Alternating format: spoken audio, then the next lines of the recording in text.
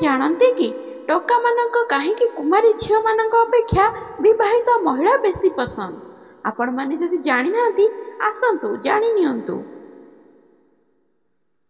कुमारी झील अपेक्षा विवाहिता महिला को अधिक पसंद करते युवक। जानतु एहार कारण। बाहागर गोटे पवित्र संपर्क। एहाकु मूलरू मजबूत करने और एहा मध्यरे प्रेम बढ़ाई रखापी दुहे दुहिंक प्रति भरोसा रखा निहाती दरकार। किंतु आजिकल समाज रे युवक माने कुमारी झील मानक अपेक्षा विवाहित महिला प्रति अधिक आकर्षित हेबारे लागिछंती। एहार अनेक कारण रही।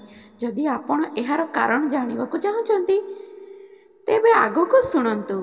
कुमारी झील मानक अपेक्षा विवाहित महिला माने अधिक आत्मविश्वासी होइथांती। एही कारणर पुओ माने सेमानक प्रति अधिक आकर्षण होइथांती। एही महिला माने पुरुष मानक चिंताधारा को भल भाबरे बुझी पारंती।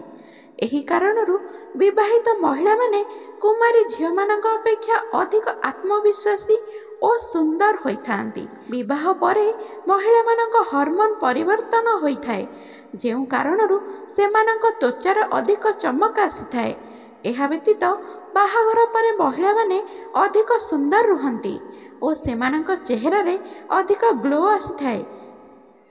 महिला माने बाहाघर परे निजर अधिक जत्न नहीं थांती।